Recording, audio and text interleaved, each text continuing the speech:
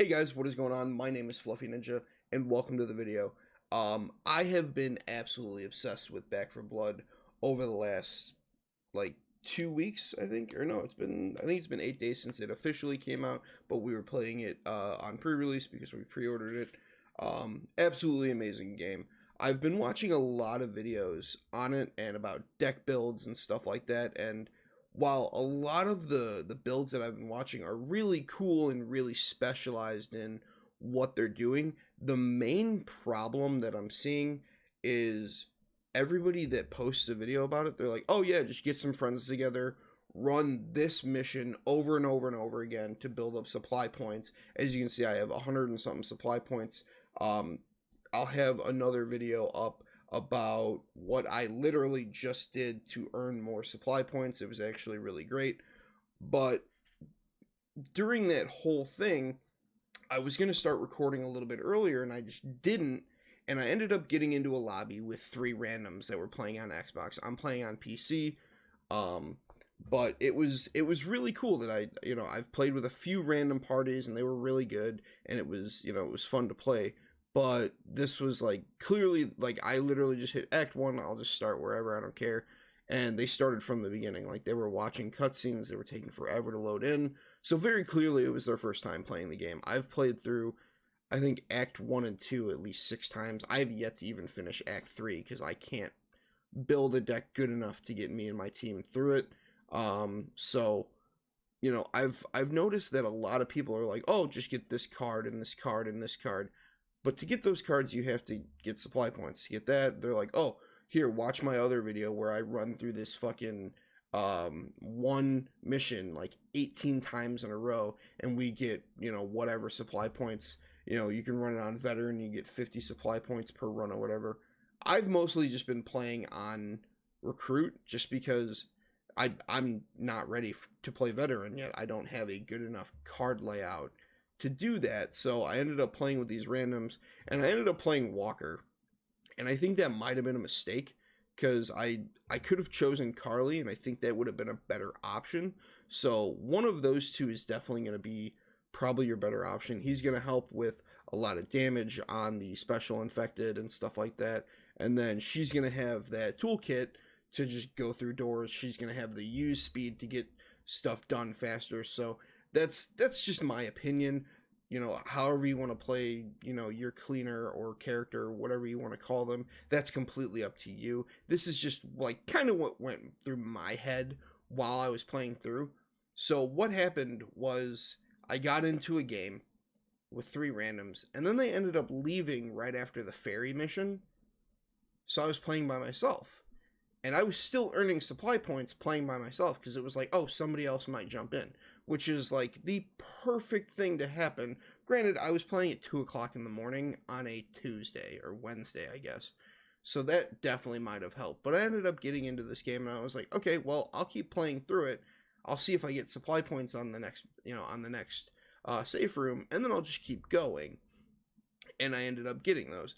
The deck that I was running, though, was this rifle deck. This is kind of like my all-around soldier deck. I just made some changes to it that I think would have made it better. And I'm just gonna go through and explain what I did to make this deck as best I could with the cards that I have available to help me get into games with randoms and continue to play through them. Whether they leave or not, I'm going to continue to play so that way I can earn more supply points. So first thing first, combat knife. I know every single person that's made a video about this game says this is useless. I understand why they think so, but being able to knife a zombie immediately and it's dead, great. I don't have to worry about it. I can knife and then move on to my next target.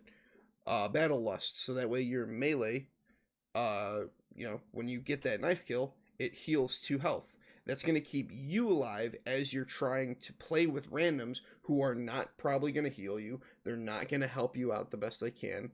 They're going to run ahead, grab all the cool stuff, and then fuck off and get the horde on them, bring them back to you, and you're going to have to fight your way out of that. So I think being able to heal yourself just by meleeing, great. Walker and Carly don't have the best stamina, but for the first couple missions, this is gonna help you out. Second chance, extra 5 health and an extra life, in case again you have shitty teammates that don't revive you. Breakout, hold E to break yourself free from grabs. 50% breakout cooldown reduction, base 60 seconds. Again, if you have shitty teammates that aren't helping you, you need to be able to get yourself out of those situations, be able to heal by yourself without maybe using your fucking band-aids every 8 seconds. Now this is if you want to be the good teammate. Like, again, through that game that I was playing in the first couple missions, every single one of them went down. Even I went down because, again, they did that thing where they set off the horde, they bring it back to me, I'm doing whatever, and I turn around, I'm like, God damn it, and then I get knocked down. So having 100% revive speed, really, really good in those situations where it's like, hey, I don't want to save this asshole, but I'm going to get extra supply points. If we all make it to the end, I'm going to revive him. And again, it's 5th in the deck because first couple missions, pretty goddamn easy, except for like the one with the tunnel. They might fuck that up, and in that case, you're just kind of have to do your best you can. Tactical vest, 30%. Rifle ammo capacity, 10% damage with assault rifles and LMGs. This is an assault rifle build or an LMG build. That's really what this is based on. I got really lucky throughout that run. I found a purple assault rifle with gold attachments, and I just kept using it. At first I skipped over green entirely. I spawned in with Walker's assault rifle, found a blue one immediately, and went, okay, I guess I'm going to go to this. Then I found a Desert Eagle as my secondary, which was great. And then I think it was a blue desert. Yeah, it was a blue Desert Eagle, and I kept that literally until the end of the run. I found a purple M4 and ran with that. So definitely having the 30% rifle ammo capacity and the 10% damage, awesome. Admin reload, I literally just added this in. Same thing with a few of the other ones. When you stow your weapon, it reloads with minus 15% ammo capacity. That battles this, and you're literally, as you're firing, you swap your weapon, you take out your Glock, whatever, you start shooting, your rifle's reloading on your back. Ammo stash, your secondary weapons have unlimited ammo. Your secondary weapon reloads 20% slower. Yes, the 20% slower sucks, but if you get lucky like I did and found a Desert Eagle, that's sniper ammo that's literally gonna just 3-tap everything in front of you, no matter what it is, and it was awesome. I just added this in. Shredder. Each bullet hit causes the target to take 1% increased damage for 3 seconds. Stacks up to 15%.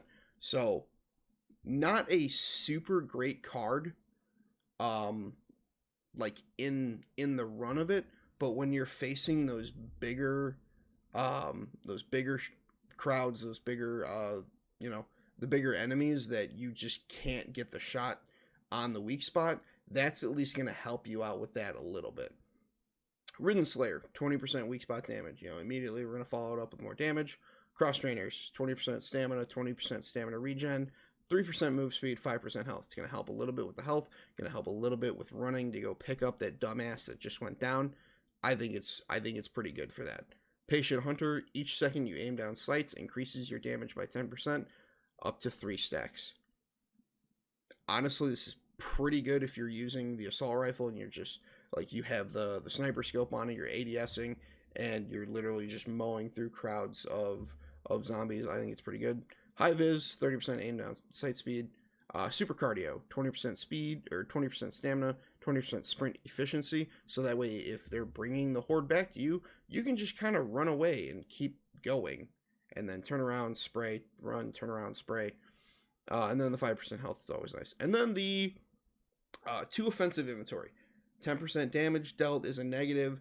I don't think it's going to be affecting you too much. And this is for when you get those runs where, hey, you know what? You got lucky. You ended up on the I think it's like Worms Part 1 or whatever the fuck it is, where you have to literally just kill the big thing in front of you. You might be able to get this card in there. So that way you're nading out. Like, I literally just played through the entire first act by myself for the most part. Having this at the end where I was able to have more pipe bombs to throw while I was trying to shoot the fucking giant howitzer by myself was absolutely life-saving. I had 5 pipe bombs going in because I was able to get this. I think I had another grenade card that I removed because I was like, I didn't need 5. And then I was able to upgrade, the capacity and then the efficiency of those pipe bombs. So I got to that part, threw 4 of them, was able to shoot 5 shots out of the howitzer, and mission end. So this is just my deck for, I'm playing with randoms. Maybe I'm going solo a little bit, just, whatever. This is kind of my best all-arounder deck, and these are cards that you're going to get relatively quickly. I didn't include a lot of the cards, like, all these offensive melee cards and stuff like that, all these extra ADS ones and stuff like that. I think the hardest one might be, the smelling salts, maybe the patient hunter, maybe the double grenade pouch, and the admin reload and the ammo stash. Those might be the hardest cards for you to get, and they're literally just randomly in the supply runs. Like, I got lucky, I was able to find them relatively quickly. I want to say it was in either the first or the third supply run, but that's my best all-rounder deck. If you're playing with randoms and you don't have all these amazing cards that these YouTubers are putting out, like, hey, look at this awesome min-max deck that if you use a shotgun and a sniper rifle, you melt the fucking giant ogre in 8 seconds. Not everybody has those cards, and they, their answer to that is, oh, we'll just play this one mission 80 fucking times until you get sick of it, and then you'll have enough supply points to buy all these supply runs to get all these cards that I just showed you. That's what this deck is for. This deck is to, you know what, I don't feel like running this mission over and over and over and over again. I just want to jump in with some randoms, see if I can earn more supply points. I want to play back through the story. All my friends don't want to play, but I still want to earn supply points and credit towards other things. This is that deck. Is it perfect? No, absolutely not. But is it relatively easy to get? Absolutely. Is it using some lower end cards that you can play on recruit with and do absolutely fine? Yes. And that's what I made this video for. Every single YouTuber that I've seen is, oh, well, you have to have this card for sniper rifles and this card for ADS speed, and then you can't move. And then if you have this card for shotguns and your dick's 12 inches long, you can beat through the entire campaign on Nightmare, absolutely no problem, with your hands tied behind your back and a ball gag in your mouth. Like, that's not what most people playing this game are doing. I know that I'm not ready to move up to veteran difficulty. We tried it on stream, and it went to shit. So we just went back and played through on recruit. And this is one of the decks that you can use that's relatively quick to get, relatively cheap on supply points. Some of it uses just like cards that you earn naturally just for playing the game, playing with the different characters. That's something that I think maybe a couple more YouTubers need to take into consideration, that not everybody's putting in 70 fucking hours into this game. I don't even know how many hours I have into this game. Let me just pull it up real quick. But I have 40 hours put into this game, and it's been out for 8 days officially. Not everybody's going to do that, and I understand. So that's why I wanted to make this video. Sorry it's a little bit long. I'm going to cut it down as best I can. I'll put the deck build in the description, and hey, try it out.